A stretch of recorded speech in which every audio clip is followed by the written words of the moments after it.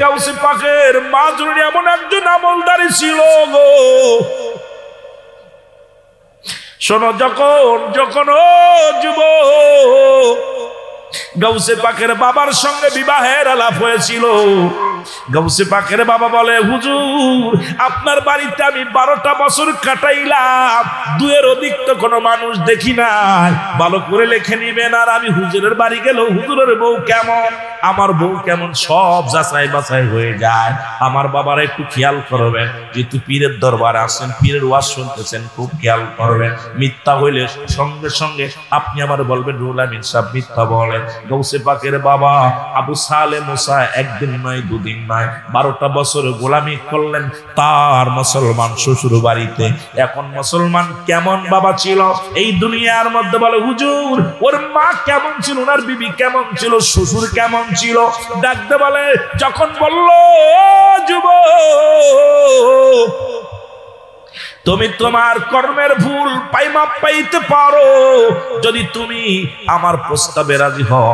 বলে কি প্রস্তাব? আমার একটা মেয়ে আছে, এই মেয়েটা বিবাহ করা লাগবে। গাউসে পাকের বাবা বলল, হুজুর আমরা 2-এর অধিক এই বাড়িতে আছে আমার জানা নাই, কারণ এই 12টা বছর কাটাইলাম, কোনোদিন তো কোনো মেয়ের আওয়াজ শুনতে পাই নাই। আর এখন আমাদের দেশে 1 মাস লজিং থাকলে 2য় মাসে বউ নিয়ে চলে যায়। আমার বন্ধুগণ, আমার আবু সালে ডাক দিয়ে কয়, হুজুর কথা নাই পাইলাম না বুবা, কিন্তু হাঁটতে তো পারে, জীবনে তো তার পা দেখলাম না, কোনোদিন বেইবেরার বাইরে কোনো মেয়ের চেহারা দেখলাম না। কয় বাবারে তুমি দেখবা কেমনে, সে তো হাঁটতে পারে না, সে কোড়া। জোরে বলা যাবে না মারহাবা? আর একটু জোরে, আরো জোরে বলা যাবে না? আবু সালে চিন্তা করে, আল্লাহ একটা মাত্র ভুল করলাম, একটা মাত্র অপরাধ, পরের গাছের একটা ফল খাওয়ার অপরাধে সারা একটা দিন নয়, 2টি দিন নয়, 12টা বছর আমি ঋণ শোধ করার জন্য তার বাড়িতে কষ্ট করলাম, আমি ইনার বাড়ি কত মেহনত করলাম। দেখেন এই আজকে এমনি জগৎ বিখ্যাত অলি হয় না, তার বাবার পাহাড়টা দেখেন বাবা, তার নানার পাহাড়টা দেখেন, তার নানির পাহাড়টা দেখেন, তার মার পাহাড়টা দেখেন। আজকে আম গাছে কোনোদিন মুসলমান আপেল ধরে না, আপেল গাছে কোনোদিন আম ধরবে না। এখন আমাদের ভিতর থেকে ভালো জাতি বাইর হওয়ার সম্ভব নয়। ভালো জাতি বাইর করতে হলে আমাকে ভালো একটা জাতি আনার দরকার আছে, জোরে বলেন ঠিক কিনা? চিন্তা করে রব্বুল আলামিন দুনিয়ার বাঁচবো কতদিন? গাউসে পাক তার বাবা বলতেছে, আবু সালে মুসা বলতেছে, আল্লাহ কদিন আর বাঁচবো? শুনেছি 12 বছর কোনদিন কথা বলে না, বুবা হাঁটতে পারে না, এই জন্য তার দেখা হয় নাই। রব্বুল আলামিন যদি আমার এই ঋণটা শোধ হয়ে যায়, আর ঋণী হয়ে যদি কবরে চলে যায়, রব্বুল আলামিন তুমি যদি আমারে ধরো, আমি জবাব দিতে পারবো না। পরের গাছের আপেল চুরি করে খাও, ডাব চুরি করে খাও। যুবকরা শোনো, আজকে মাহফিলে আইসো, পথ দাইছো, কার খাজুর গাছ কাটা যাসমা পারবা, আর পথ দিয়ে আসছো কার গাছে ভালো ভালো ডাব আছে, চুরি করতে হবে। মুসলমান শোনো, বান্দার হক যদি নষ্ট করো, রব্বে কারিমের হক নষ্ট করলে মাপ চাইলে ক্ষমা পাবে। বান্দার হক যদি নষ্ট করে থুয়ে যাও, যতক্ষণ পর্যন্ত এই বান্দা মাফ না করবে, ওই ডাবালা যদি মাফ না করে, ইতুলালা যদি মাফ না করে, বড়ই আলা যদি মাফ না করে, তুই যাবি কার কাছে? সেদিন কিয়ামতের ময়দানে, হিসাবের দরবারে যেদিন আল্লাহর কাজ করায় দাঁড়ায় যাবি, হিসাব দেওয়া সম্ভব হবে না, জোরে জোরে চিল্লায় বলা যাবে না, ঠিক কিনা? ডাক দেবার রব্বুল আলামিন যদি আমার মাফ হয়ে যায়, বিয়ে করতে রাজি, বিয়ে হয়ে গেল, জোরে জোরে বলা যাবে না মারহাবা? আর একটু জোরে বলেন মারহাবা? ঠিক গাউসে পাকের বাবা, এই ইতিহাসটা ওই জায়গায় রাখলাম, মনে রাখবেন বাবা। আমার নবীর আব্বা জানো একই অবস্থা। নবীর আব্বা আব্দুল্লাহ যখন দুনিয়ার মধ্যে ওই যেমন জমজম কূপের পানি, যে ওয়াজটা আমি অনেক ভাইরাল হয়েছে, অনেকে দেখেছেন মুসলমান, জমজম কূপের পানি যখন শুকায় গেল, নবীর আব্বা মানত করেছিল, আল্লাহ দুনিয়ার মধ্যে যদি জমজম কূপের পানি যদি প্রবাহিত হয়, আমার কলিজার টুকরা সন্তানদের মধ্যে 10 জনের মধ্যে একজনকে কুরবানি করে দিব। সঙ্গে সঙ্গে পানি উত্তোলন হলেন, জমজম কূপের পানি উত্তোলন হলেন। 1টা বছর পানি সবাই পান করলেন, খাইলেন, কিন্তু মুসলমান ওই কুরবানির কথার মনে নাই, জবাই করার কথা মনে নাই। রব্বুল আলামিন স্বপ্নে দেখা, শোনো মুত্তালিব শোনো, তুমি কি ভুলে গেছো? তোমার মানতটা ভুলে গেছো? আব্দুল মুত্তালিব সকালবেলা সন্তানদের ডাক দিয়ে বলে, ছেলেরা আয়, আমি মানত করেছিলাম রব্বুল আলামিন কূপের পানি দান করেছিল, এখন কয় পীরের বাড়ি কুরবান কি পীরের বাড়ি মানত করা জায়েজ নয়। আরে বুকার আমরা শোনেক ভালো করে শোন, হাজার বার জায়েজ আছে, সেইটা জায়েজের ফতোয়া আজকে নিয়ে যাও, ভালো করে শুনে নাও মুসলমান। আমার বন্ধুগণ, আমার গৌসে পাক মুসলমানকে, ও যুবক, আমার নবীর বাবা আব্দুল মুত্তালিব, নবীর দাদা আব্দুল মুত্তালিব মানত করলেন, আল্লাহ তোমার নামে মানত করলাম, তুমি যদি আমার এই জমজম কূপের পানি প্রবাহিত করে দাও, আমার একটা সন্তানকে জবাই করে দিব। সন্তানদের ডাক দিলেন, বড় ছেলের ডাক দিলেন, বড় ছেলে কাব্বা আমি জবাই হতে রাজি নয়। মেজো ছেলেকে ডাক দিলেন, জবাই হতে রাজি নয়। আমির হামজাকে ডাক দিলেন, আমির হামজা। আব্বাসকে ডাক দিয়ে বলেন, আব্বাস রায়। আমির হামজা কয় জবাই হতে রাজি নয়, আব্বাস কয় জবাই হতে রাজি নয়। কিন্তু মুসলমান শোনো, নূরে মদিনা রাহমাতুল লিল আলামিন এমন পাওয়ার, এত গুণ ছিল আমার নবীর ভিতরে, যে নবীর নূর মুবারক ছিল আব্দুল্লাহর কমলের ভিতরে। আব্দুল্লাহকে যখন ডাক দিলেন, আব্দুল মুত্তালিব ডাক দিয়ে বলে, আব্দুল্লাহ রে, আমার 9 ছেলে কেউ রাজি হয় না, তোমাকে আমি আল্লাহর রাস্তে কুরবানি করে দিব। আব্দুল্লাহ কয়, বাবা গো, যদি আল্লাহর রাস্তে জবাই করো, আমার কোনো দ্বিধাদ্বন্দ্ব নাই। কেমন বাবা ছিল দেখ, কার কাছ থেকে কি আইছে দেখ না। আব্দুল্লাহ বলে, আব্বা গো, যদি সেই রব্বে কারিমের নামে আমাকে জবাই করেন, আমার কোন দ্বিমত নাই। যখন জবাইয়ের জন্য ঘোষণা দিল, মক্কার মদিনার নারী পুরুষ সব বিদ্রোহী ঘোষণা করলেন। মুসলমান শুনে নাও, শুধু কে ঘোষণা করেছে বাবারা, দিলের কান্ডা শুনে নাও। ও মুসলমান, নফেলের কন্যা মরিয়াম, উনি 200 নারী নিয়ে তরবারি নিয়ে সামনে হাজির হয়ে গেলেন। তোমার আরো 9 জন ছেলে আছে, জবাই করো গো, তবু আমরা আব্দুল্লাহর গায়ের একটা পশম কাটতে দিব না, কারণ আমার বাবা জান তাওরাত কিতাবের পণ্ডিত। আমার আব্বা যখন কিতাব পড়তো রে, আমি শুনছি আখিরি নবীর বাবা আর চেহারা কেমন হবে, আখিরি নবীর আব্বা কেমন হবে, তার নাম কি হবে। সুতরাং আমাদের আর চিনতে ভুল নাই রে, আব্দুল মুত্তালিব রে, আমরা বেঁচে থাকতে, আমি মরিয়াম বেঁচে থাকতে আমার আব্দুল্লাহর গায়ের একটা পশমের ক্ষতি হতে দিব না। মুসলমান শুধু আব্দুল মুত্তালিব নয়, মুসলমান শুধু মরিয়াম নয়, মক্কা মদিনার ব্যবসায়ীরা এসে ডাক দেব, আব্দুল মুত্তালিব, তোমার অন্য ছেলেদের দেখলে আমাদের উন্নতি হয় না। যেদিন আব্দুল্লাহর মুখ দেখে আমরা কোনো কাজে যাই, কাজে উন্নতি হয়। যেদিন আমরা আব্দুল্লাহর মুখ দেখে বাজারে যাই, বাজার উন্নতি হয়। সুতরাং আমরা বেঁচে থাকতে আব্দুল্লাহরে জবাই হতে দিব না। জোরে জোরে চিল্লায় বলা যাবে না মারহাবা। আব্দুল্লাহ কয়, কোন ছেলে তো রাজি নয়, এখন কি করা যাবে? সবাই বলো, আব্দুল্লাহ, আব্দুল মুত্তালিব রে, কোন ছেলে যদি রাজি না হয়, কারণ নূরে মদিনা ওয়ালার বাবারে আমরা জবাই হতে দিব না, কারণ আমরা দেখছি আখিরি নবীর নূর, আখিরি নবীর ভবিষ্যৎ। সুতরাং এই পৃথিবীর মধ্যে আব্দুল্লাহর গলায় আমরা ছুরি চালাইতে দিব না। লটারি টানা হলো, 100 লটারি লেখা হলো, নাম লেখা হলো উট বকরি, আব্দুল্লাহর নামও লেখা হলো। 99 বার নাম ডাক দিলেন, চালায়া রিক্সা চালায়া ব্যবসা করে তোর সুখের জন্য বাবা কত কষ্ট করেছে, আর তুই যখন পরের মেয়ের হাত ধরে নিয়ে চলে যাস, তখন বাবার যে কলিজার মধ্যে একটা আঘাত লাগে, ওই আঘাত শোধ করতে জীবনেও পারবি না, জান্নাতে যেতেও পারবি না, কারণ পিতা মাতার নাফরমানি সন্তান জান্নাতে যেতে পারবে না। আজকে আমাদের দেশের যুবকেরা চিন্তা করো, তোমরাও মনে রাখো, তোমরাও বাবা মা হবা, এই যে কষ্ট ভিতরে যে কষ্টটা বাবা মায়ের লাগবে, ওই দাগটা তুমি কেমনে উঠাইবা? ওই দাগ কোনোদিন উঠাইতে পারবা না। জোরে বলেন ঠিক কিনা?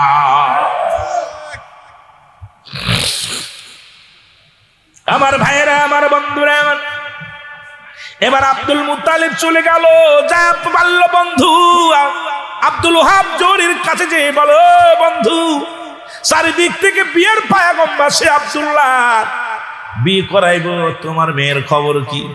আমার মেয়ের খবর হলো, আমার মেয়ে তো আমি এত যত্ন করে, আমার মেয়ের ভিতরে 5টা গুণ আছে। নাম্বার 1 নাম্বার গুণ, ওই গুণাগুণের ওয়াজ করতে যা বলতেছি না, 1 নাম্বার গুণ আমার মেয়ে হলো মুসলমান, সতীত্বর আমানতদারী। আজ পর্যন্ত সতীত্বর আমানত রক্ষা করবেন কেমনে? কারণ মামাতো ভাই খালাতো ভাই দেশটা নষ্ট করে দিতেছে, খালাতো ভাই মামাতো ভাই ফুফাতো ভাই সর্বনাশের 1 নাম্বার মূল। জোরে বলেন ঠিক কিনা?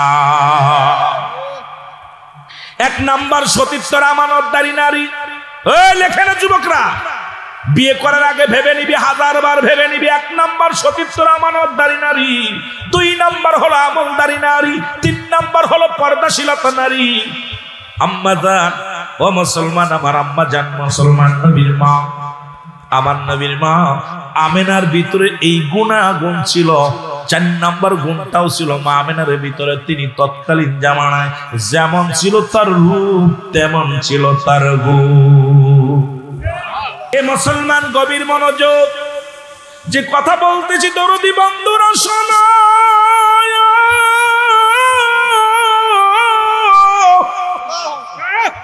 4 নাম্বার গুণটা ছিল আমার নবীর মা আমেনার ভিতরে গো। এই গুণবতী নারী, যদি রূপবতী নারী তোমার সংসারেও যদি এসে যায়, তুমি 1000 বছর বিদেশে থাকবা, তোমার বউটা চলে যান, টেনশন নাই। আর এই গুণের নারী যদি না পাও, 1 মাস পরে বাড়ি এসে দেখবা বউটা ঘরে নাই। কথা বুঝছো? পীরের দরবারে এত কিছু ভাঙবো না। ও যুবক, আজকে দেখা যায় পীরে নিয়ে যায় মুরিদের বউ। এ আবার কেমন পীর? এরাও দেখছি রে বাবা। কদিন আগে এই পীরের লাগে ওয়াজ করছি, ওয়াজ যখন করছি দেখি পীরের মনটা বেজার। আমি কই হুজুরের কেন মনটা মলিন? হুজুর এমন জায়গা হাত দিছেন, উনি তো ভাগছে পরের বলেন। এ আবার কেমন পীর হয় যে মুরিদের আমানত নষ্ট করে ফেলে? মুরিদের মুসলমান, ও যুবক, যদিও কথাগুলো তিতা লাগে, বলতেই হবে, মরতে হবে, মরতে হবে। আমার দুনিয়ার মধ্যে রাখবে না, এই অন্ধকার কবর হবে আমার ঠিকানা। ওই কবরে সওয়ালের জবাব যদি দিতে না পারি, আমার যদি পীরের খাসলাত যদি আমার ভিতরে না থাকে, আমার পীর আমারে চিনবে না, পীরের ভিতরে দেওয়াল পড়ে যাবে। এই জন্য পীরের খাসলাত আমাদের ধরার দরকার আছে কি না? আওয়াজে জোর নেই, তার মানে ঘটনাটা আই হাই আপ। আমার বন্ধুগণ, আমার 5 নাম্বার গুণ হলো, 5 নাম্বার গুণ হলো আমার নবীর বাবা বিয়ে করলো যারে, সেই বাবার শ্বশুরটা ছিল কেমন শুনে নেন। আজ থেকে প্রতিজ্ঞা করবেন, 5 নাম্বার গুণ হলো আদর্শবান বাবা মায়ের সন্তান। আজ থেকে প্রতিজ্ঞা করবেন, কোন গাঁজাখোরের মেয়ে বিয়ে করব না, কোন মদখোরের মেয়ে বিয়ে করব না। আজ থেকে প্রতিজ্ঞা করবেন, কোন মুসলমান সুদখোর ঘুষখোরের সঙ্গে আত্মীয়তা করব না।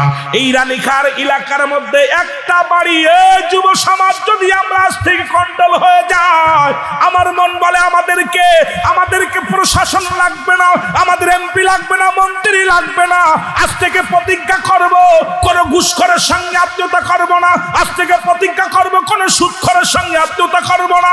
আজ থেকে প্রতিজ্ঞা করব, কোন নারীখোরের সঙ্গে আত্মীয়তা করব না। আজ থেকে প্রতিজ্ঞা করব, ও যুবক, কোন মাতালের সঙ্গে আত্মীয়তা করব না। আজ থেকে যদি প্রতিজ্ঞা করতে পারো, তাহলে তোমার জীবনটা ধন্য হয়ে যাবে। জোরে জোরে বলো ঠিক কিনা? এখন আমরা হয়েছি দলা চামড়া ফুজুরি। দলা চামড়া পাইলে আর মাথায় কাজ করে না। ওর বাপ সুদখোর হোক আর ঘুষখোর হোক, আরে ভাই, সুদখোরের জন্মেরটা কি ভালো হতে পারে? ঘুষখোরের জন্মেরটা ভালো হতে পারে? রাসূলের দাদা, রাসূলের আব্বা বিয়ে করলো যারে, সে কি সুদখোর ছিল না ঘুষখোর ছিল? তৎকালীন জামানায় এই 5টা গুণের গুণান্বিত ছিল আমার নবীজির নানা নানির ভিতরে, তার মার ভিতরে। আর ওই 5টা গুণের গুণান্বিত ছিল গাউসে পাকের নানা নানির ভিতরে, গাউসে পাকের মা ফাতিমার ভিতরে। জোরে বলেন মারহাবা।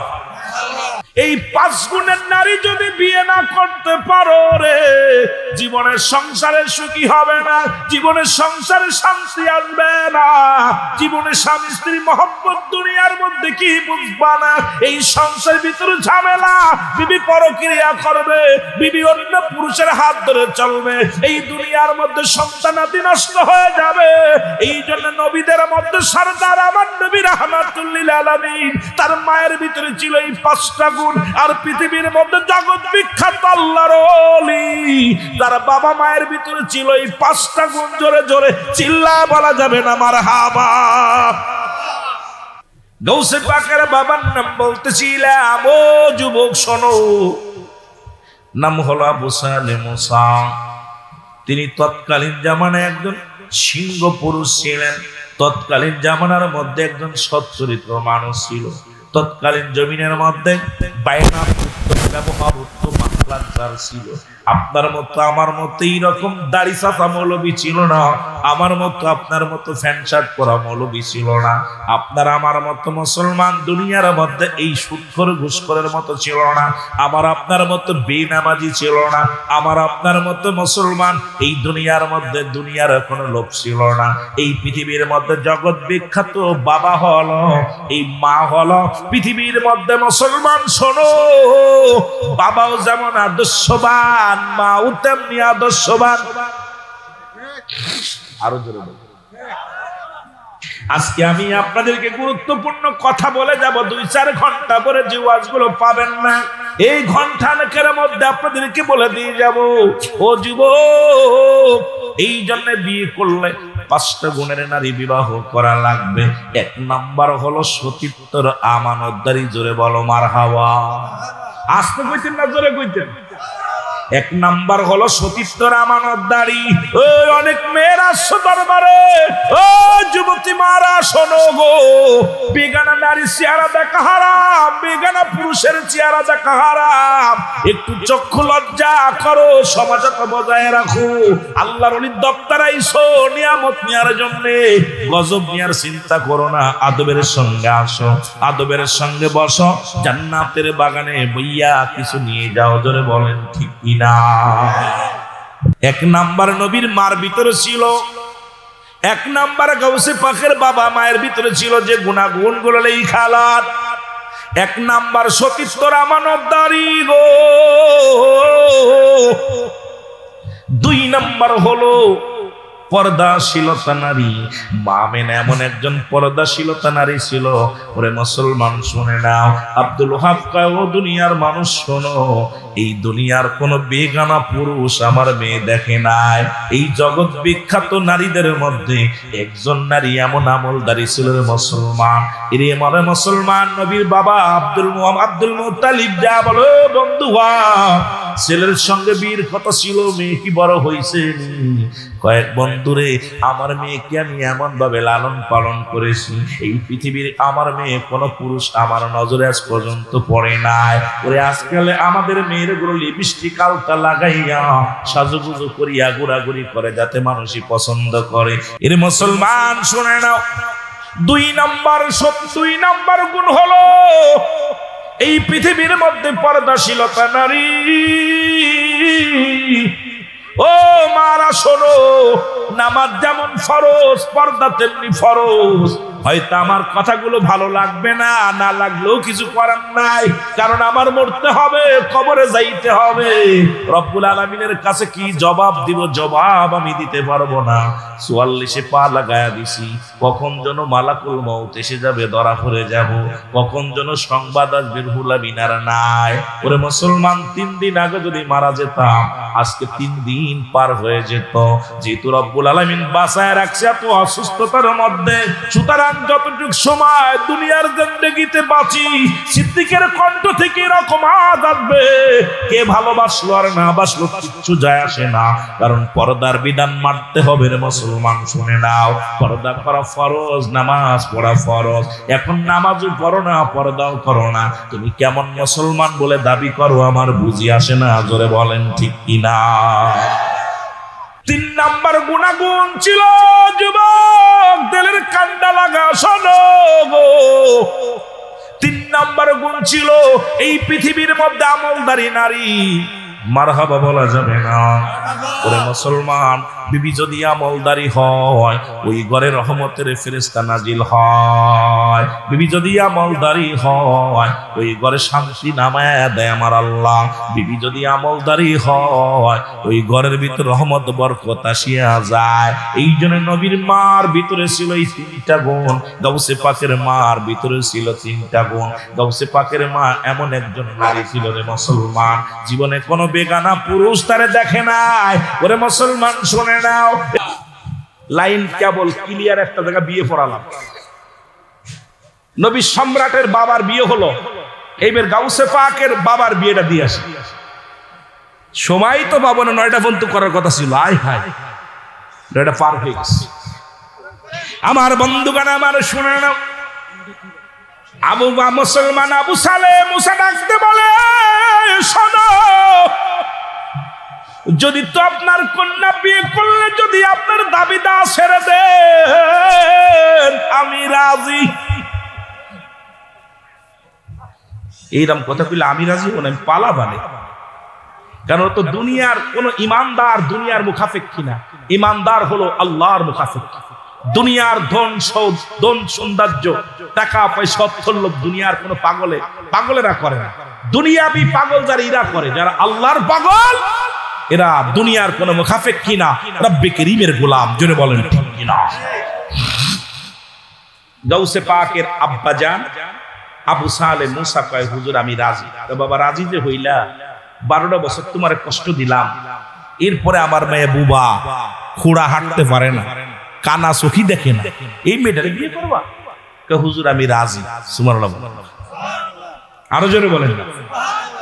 গাউসে পাক চোখের পানি, গাউসে পাকের বাবা আবু সালমান সোনা আবু সালে মুসা, উনি চোখের পানি ছেড়ে ডাক দিয়ে বলে, রব্বে কারীম,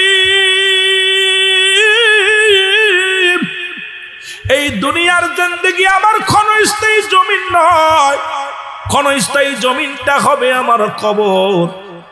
ওই জায়গাটা যদি আমার সুন্দর না হয়, ওই জায়গাটাতে যদি আমি ধরা পড়ে যাই, আমি জবাব দেব কি তোমার দরবারে? জবাব দিব কি রে আল্লাহ, এই দুনিয়ার যত কষ্ট দাও, এই দুনিয়া তুমি ইমানদারের জন্য পরীক্ষার জায়গা। আল্লাহ তুমি যত পরীক্ষা দাও সব পরীক্ষায় যেন পাস করি। জোরে জোরে বলেন মারহাবা। বিয়ে হয়ে গেছে, বলতেছে বাবা আমি তোমার এই জন্য বলেছিলাম, কারণ আমার মেয়ের চেহারা পৃথিবীর কোন পুরুষে দেখেন, আমার মেয়ের সঙ্গে পৃথিবীর কোন পুরুষের কথা হয় না, আমার মেয়ের সঙ্গে কোন পুরুষ আড্ডা মারতে পারে না। আমার মেয়ে এমন আমলধারী যে আমল করতে করতে সারা সদা সর্বদা এত আমল করত যে বাজের সময় একটু বাইরে করে কথা বলবে সুযোগটা পাইনি। এখন আমাদের মেয়েরা পড়ালেখা বাদ দিয়ে খালি মোবাইল টেপে। জোরে বলেন ঠিক কিনা?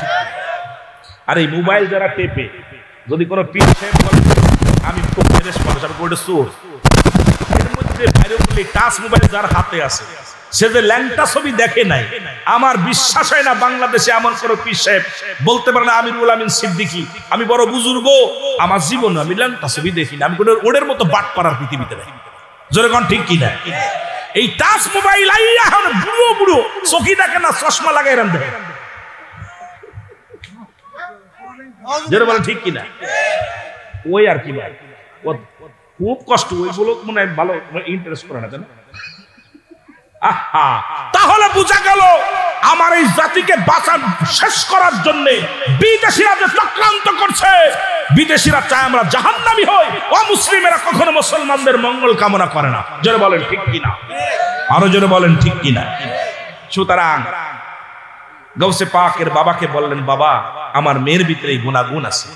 1 নাম্বার গুণ সতীত্বর আমানতদারি, 2 নাম্বার আমলদারি নারী, 3 নাম্বার মুসলমান পর্দাশীলতা নারী, 4 নাম্বার সে গুণবতী রূপবতী নারী, 5 নাম্বার সে আমার আদর্শই মানুষ হয়েছে। আমিও যেমন ভালো মনের মানুষ, একজন আলেমের পেট থেকে জালেম বাইর হয় না, যদি সে আলেম প্রকৃত হয়, আর আলেমের যদি ভুল থাকে সেখান থেকে জালেম বাইর হবে, এর মধ্যে কোনো সন্দেহ নাই। জোরে বলেন ঠিক কিনা? সুতরাং গাউসে পাকের বাবারে পর্যন্ত আনলাম, বিয়ে পড়ালাম, এখন গাউসে পাক আসবে, সময় লাগবে, আমি আলোচনার বাড়াতে পারবো না, ক্ষমা চাই আপনাদের জন্য, যেহেতু আমার আরেকটা প্রোগ্রাম থাকার কারণে, আমিও আরেকটা প্রোগ্রাম রয়েছে, এই জন্য আপনাদেরকে আমি সময় দিব না। যদি আল্লাহ আমাকে বাঁচায় রাখে বাকি অংশ যেখান থেকে ছাড়লাম এরপরে আলোচনা করলে মজার আলোচনা আসবে। দুইটা বিষয়ের উপরে আমি আলোচনা করে গেছি, ওদিকে গাউসে পাকের যে বাবা মা কেমন ছিল আর নবীজির আব্বা মা কেমন ছিল। এই জন্য আমাদেরকে একটা আদর্শ মা বাবার প্রয়োজন আছে কিনা, জোরে বলেন আছে কিনা। আল্লাহর ওলিদের দপ্তরে আসবেন, ওজিফা কালামগুলো নিবেন, ওজিফাগুলো তালিম করবেন, পীরের হুকুম তালিম করবেন। পীর যখন যে হুকুম দেয় হুকুম তালিম। বিশেষ করে আপনারা যারা আসছেন আজকের মাহফিলে দুইটা জিনিস পাওয়া যাবে, একটা হচ্ছে রহমত, একটা হলো গজব। আপনাকে রহমত চান না গজব চান? আরো জোরে বলেন, রহমত চান না গজব চান? গাউসে পাকের নাম, যার নাম এখনো বিনা ওযুতে নিলে একটা পশম কেটে পড়ে যায়, এমন যার পাওয়ার। গাউসে পাকের 11 নাম, 11 নামে 11 কাম। গাউসে পাকের এই পৃথিবীর মধ্যে যার নাম, যিনি এমন একজন জবরদস্ত ওলি ছিলেন, যিনি ওলি কুলের শিরোমণি। ওনার নামটা ছিল, যখন উনি নবীদের কাতারে যে ওনার রুহুটা দাঁড়াইলেন, সিরিয়ালে দাঁড়াইলেন, খুব খেয়াল করা লাগবে। আলোচনা অনেক লম্বা আলোচনা এসে যায়, কিন্তু আমি করার সুযোগ পাবো না, আমি নিজে অসুস্থ। আপনারা জানেন আজ 3টা দিন আমি খুবই একদম বেডে আছি। তারপরে শুধু আমার শ্রদ্ধেয় ভাই সহযোদ্ধা আলেমে দ্বীন সৈয়দ বাকিবুল্লাহ নুরি ভাইয়ের অনুরোধ রাখতে যে আমি এই দেহটা নিয়ে ও জ্বর অবস্থায়, ডেঙ্গু জ্বর অবস্থায় শুধু আপনাদের মাঝে আসছি। এত ভয়ঙ্কর অবস্থা নেই কেউ আসা সম্ভব না। টনসিল ফুলছে, দুই পাশেই ফোলা, কথা বলতে কষ্ট। শুধু বাকিবুল্লাহর ভাই যাতে কষ্ট না পায় এই জন্য আমি আসছি। গত 1 বছর আসছিলাম আপনাদের এখানে আলোচনা, আশপাশে অনেক আলোচনায় এসেছি, আলোচনা করেছি। রুহুল আমিন সিদ্দিকী কেমন ওয়াজ করে সবাই জানেন, আমি যোগ উপযোগী আলোচনা বেশি করি।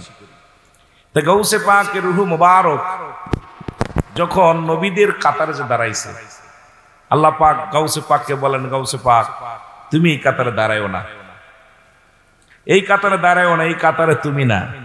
গাউসে পাক বলে, এ রব্বুল আলামিন, এর রুহের জগতের কথা এই সাধারণ পাবলিক বুঝবো না, তাসাউফের জ্ঞান যার ভিতরে নাই এই পাগল হয়ে যাইবে। এই জন্য ইলমে তাসাউফ শিক্ষা না করে শরীয়তের ইলম যদি আপনি অর্জন করেন, ইহা দ্বারা কখনো খোদা তাআলার নৈকট্য হাসিল করা সম্ভব না। ইলমে বাতেন নাহি জানো,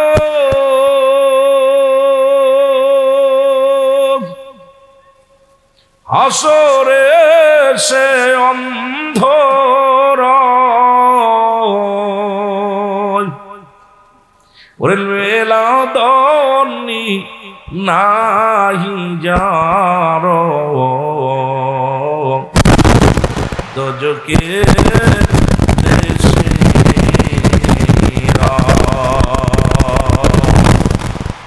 ইলমের বাহাদুরি,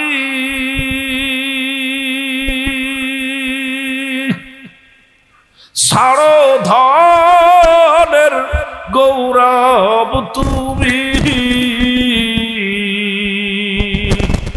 ওরে কামেলের পদ তলে জীবনটুকু দেও কুরবান, ওরে কামেলের পদ তলে জীবনটুকু দেও কুরবান। দেখ না পরিদ করিল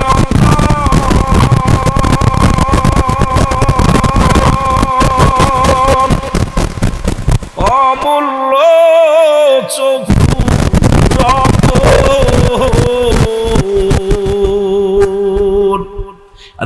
ইব্রাহিম সারিয়া দিল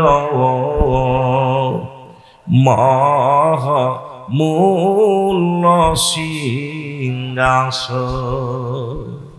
এই জগৎটা যখন আপনি যাবেন, এই সিংহাসন আপনার কাছে কিছু না। চোখ ইব্রাহিম আদম সিংহাসন ছেড়ে দিচ্ছে আল্লাহকে পাওয়ার জন্য, সে হারায় আল্লাহকে পাওয়ার জন্য। আমি আপনার বসতে পারি কত খানা খাই, যদি না খেয়ে থাকি হবে। খানার জন্য আসলে মাহফিলে বলো একান্ত যার প্রয়োজন খোদা থাকছে, হাদিসের খোরাক নাও, নফসের খোরাক নাও। এই নফসে আম্মারাকে কন্ট্রোল না করতে পারলে বিরোধী করে লাভ নাই। খালি পেট পুজো করো না, তুমি তো চার পেয়ে পশু নয় যে উদার করে খাইবা। আপনি 3 ভাগ খান, 1 ভাগ খালি, 1 ভাগ পানি, 1 ভাগ করে বাবার মধ্যে গেছে। আপনি উদার করে খাইবেন, আপনি এরপরে এখানে বই আলোচনা শুনতে পারবেন না। উদাত্ত অবস্থায় নফসের খোরাক নিতে হবে, যেটা বলেন ঠিক কিনা? যদিও বাকি বিল্লাহ ভাই মেহমানদারির ব্যবস্থা করছে, আপনার আগে চেষ্টা করতে হবে আমি কি নিতে এসেছি, খানা নিতে আসি নাই। এখানে 1 প্লেট খানা না, এখানে আমি নফসের খোরাক নিয়ে যাবো। আগে নফসের খোরাকটা মিটাবো, তারপরে আমি আমার ব্যক্তিগত খাবারের চিন্তা করবো। এই সিরিয়াল বাদ দিয়া একটু দয়া করে মাহফিলে এসে বসেন, মহব্বত দরুদ শরীফ পড়েন। আল্লাহুম্মা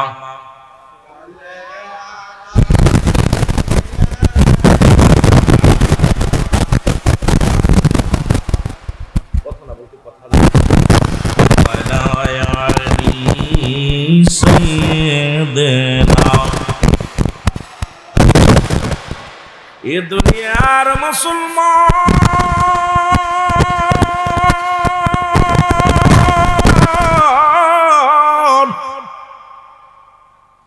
রব্বুল আলামিন ডাক বলে, গাউসে পাক শোনো, তোমার এই দরজা এখানে তুমি নয়, যাও তুমি ওলিদের কাতারে চলে যাও। গাউসে পাক দাঁড়ায় আছেন, নবীদের কাতারে দাঁড়িয়ে আছে তার রুহিটা, রুহির জগৎটা দাঁড়ায় আছে সিরিয়ালে নবীদের দরজায়। যত নবীগণ দুনিয়ার মধ্যে আল্লাহর পয়গম্বর হবে, সবাইকে এক কাতারে বন্দী করলেন। পৃথিবীর মধ্যে যত ওলি হবে তাদেরকে এক কাতারে রাখলেন। গাউসে পাক বলে, আল্লাহ আমার দরজা তো নবীদের দরজায়, আমাকে কি দেওয়া যায় না? আল্লাহ বলেন, আরে গাউসে পাক না, যখন দুনিয়ার মধ্যে নবুয়তের দরজা বন্ধ হয়ে যাবে, বেলায়েতের দরজা চালু হয়ে যাবে, বেলায়েতের দরজার সর্বশ্রেষ্ঠ ওলির মাকাম আমি আল্লাহ তোমারে দান করে দিলাম। জোরে বলেন মারহাবা।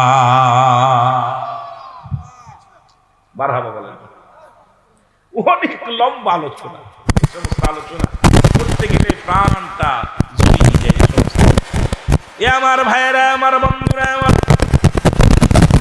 উনি দাঁড়াইলেন জাউদের দপ্তরে, উলিদের কাতারে যে দাঁড়াইল, এই পৃথিবীর মধ্যে জগৎ বিখ্যাত উনি হইলেন। এর নাম হল মহিউদ্দিন বাগদাদী। মুসলমান শোনে না, বাবার মায়ের নাম হলো উম্মুর খায়র, মা ফাতিমা। জোরে জোরে চিল্লায় বলা যাবে না মারহাবা, আর একটু জোরে বলা যাবে না মারহাবা। পৃথিবীর মধ্যে জগৎ বিখ্যাত মা হলো গাউসে পাকের মা, জগৎ বিখ্যাত বাবা হলো, এই পৃথিবীর মধ্যে জগৎ বিখ্যাত মা ছিলেন তৎকালীন জামানায় গাউসে পাকের বাবা। আর এই বাবার আদর্শবান সন্তান হলো গাউসে পাক আব্দুল কাদের জিলানী। এই পৃথিবীর মধ্যে যার কোনো তুলনা হয় না। জোরে জোরে বলেন ঠিক কিনা? আশিক রে তুই কেন কান্দ বৈশা গাছতলায়, বলো আশিক রে তুই কেন? ওরে গাউসে পাকের নাম জপিলে আল্লাহ পাওয়া যায়, বলো গাউসে পাকের নাম জপিলে আল্লাহ পাওয়া। ওরে আশিক রে তুই কেন কান্দ বৈশাখ, বলো আশিক রে তুই কেন কান্দ বৈশাখ। গাউসে পাকের নাম জপিলে আল্লাহ পাওয়া যায়, বলো গাউসে পাকের নাম জপিলে। গাউসে পাক এমনি ওলি, তুলনা যায় নাই, শোনো নামটি শুনি। যার সোয়াতে ডাকাত হলো আল্লাহর ওলি হয়, ওরে যার সোয়াতে গুন্ডা বদমাইশ আল্লাহর ওলি হয়। আশিকিরে তুই কেন কান্দ বৈশে গাছতলায়, বলো আশিকিরে তুই কেন কান্দ বৈশে গাছতলায়। এর গাউসে পাকের নাম জপিলে আল্লাহ পাওয়া যায়, বলো গাউসে পাকের নাম জপিলে। আশিকি তুই কেন কান্দ বৈশে গাছ। এই দুনিয়ার মুসলমান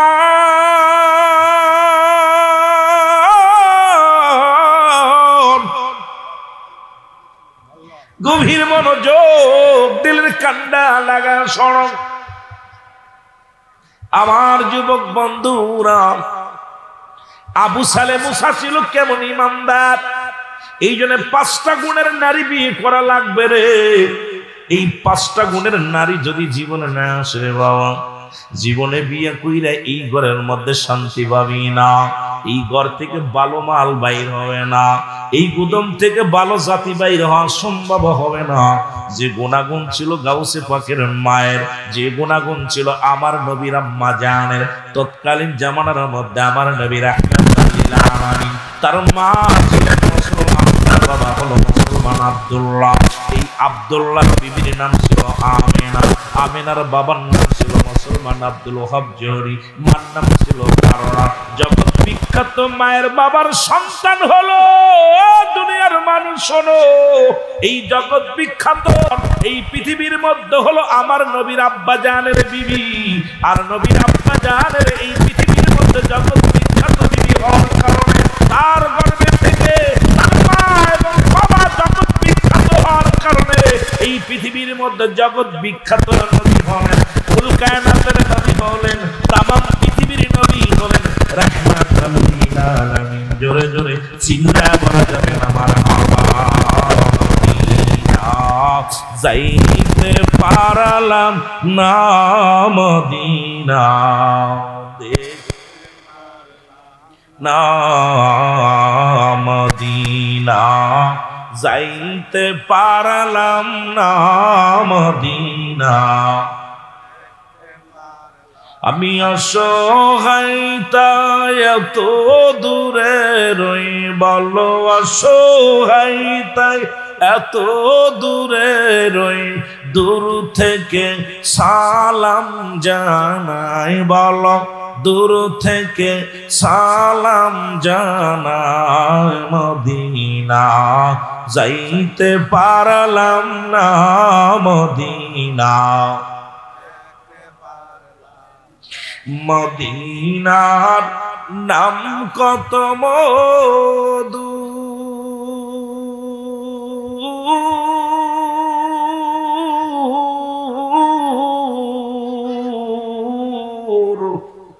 মদিনা আর যে কত দূর।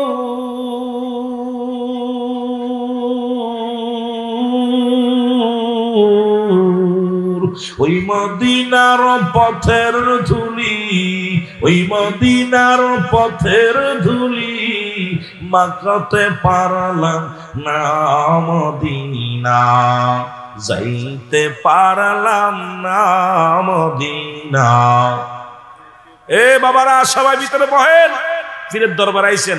একমাত্র যারা চেয়ারে না বসলে সমস্যা, তারা দয়া করে ভিতরে বসেন, যাদের সমস্যা চেয়ারে বসেন, বাকিগুলো মাটি কামড়ে ধরেন।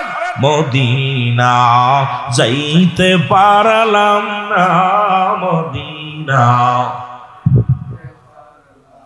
আমি অসহায় তাই এত দূরে রই, বলো অসহায় তাই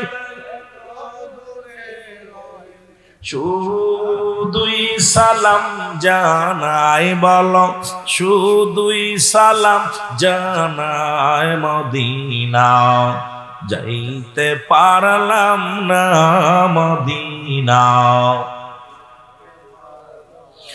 মদিনার নাম কত সুন্দর,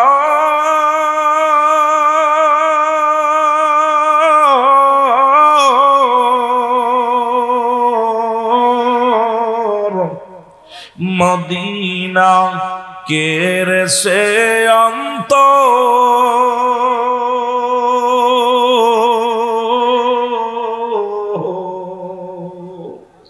ইরানি খাবাসির সালাম খানি বিবাড়িয়ার সালাম খানি পৌঁছাই দিও মদিনায় বলো পৌঁছাই দিনায় মদিনা যাইতে পারলাম না মদিনা এ দুনিয়ার মুসলমান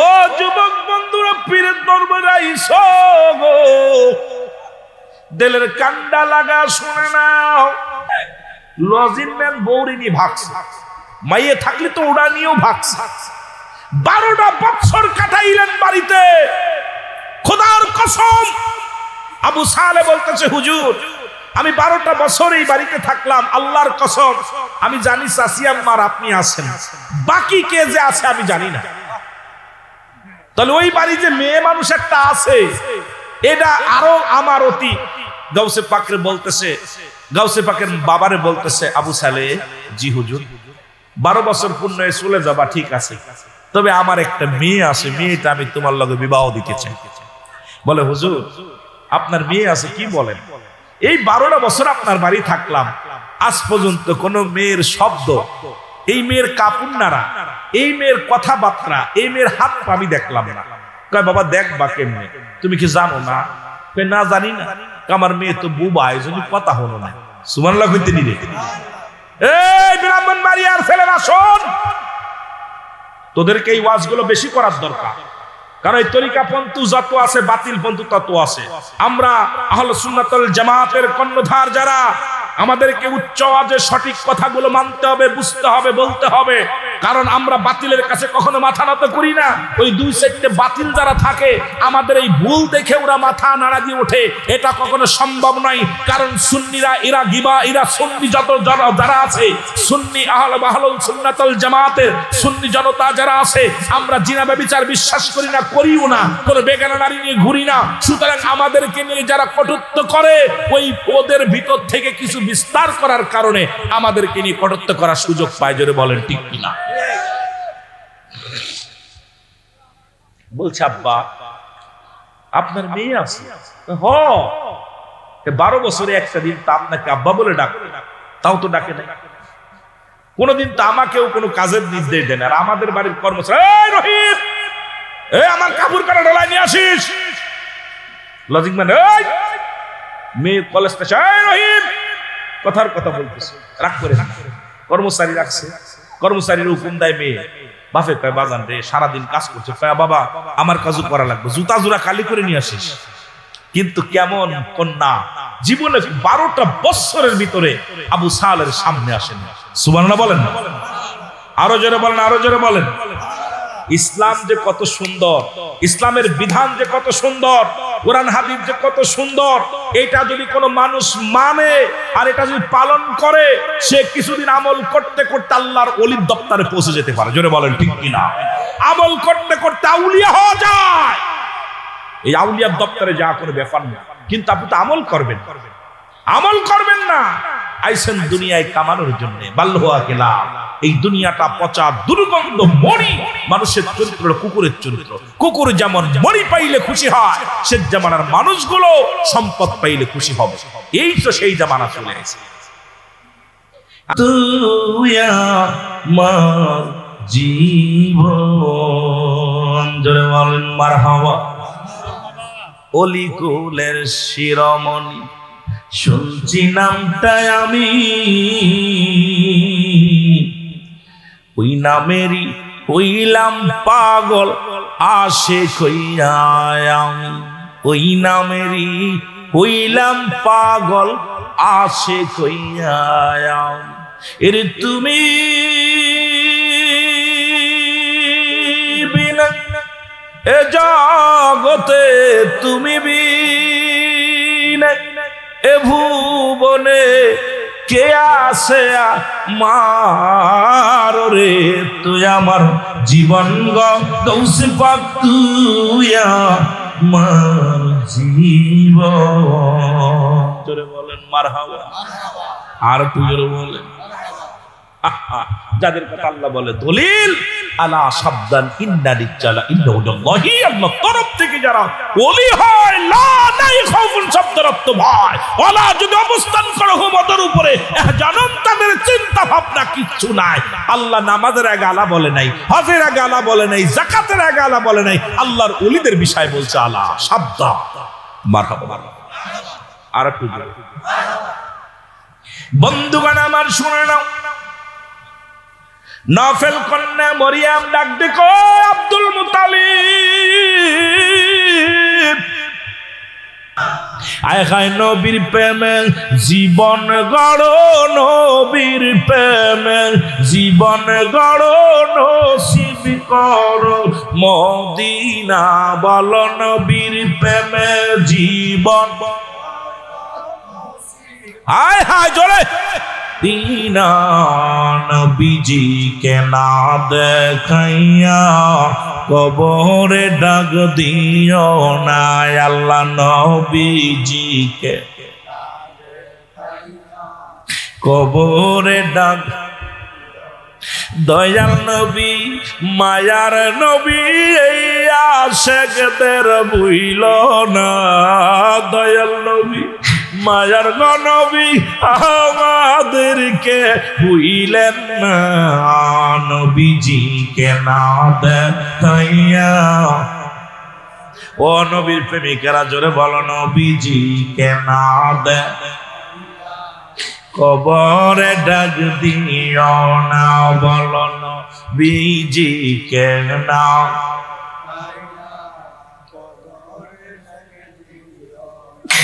আসবে যে দিন কঠিন দিন,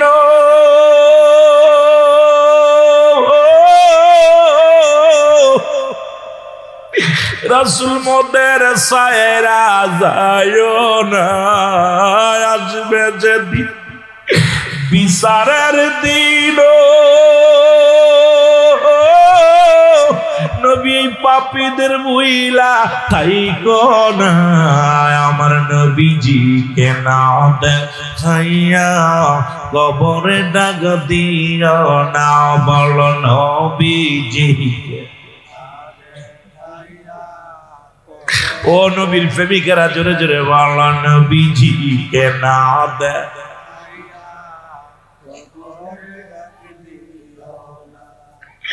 মন কারণে কি আসবে যেদিন আমার কবরে,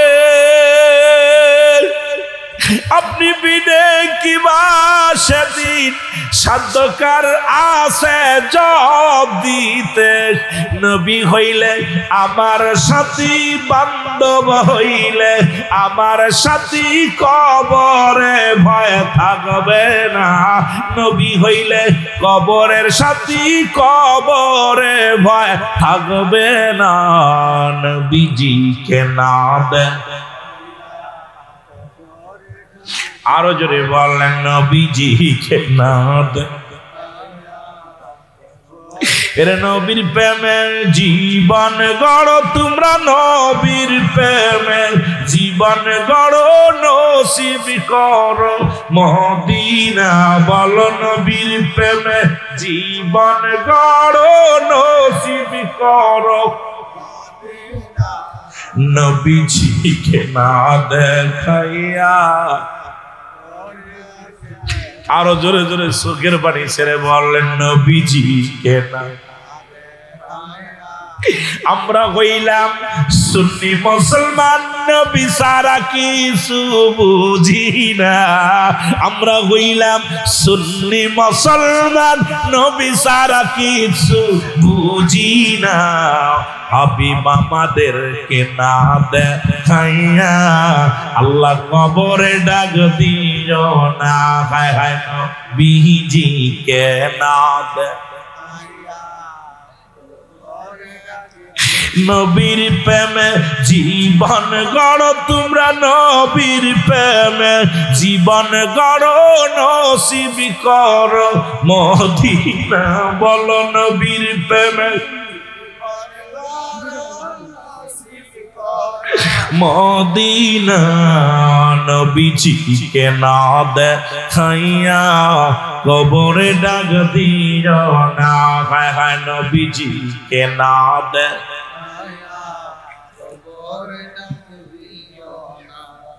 এ ভাইরা আমার, বন্ধুরা আমার, মারহাবা বলো। বসো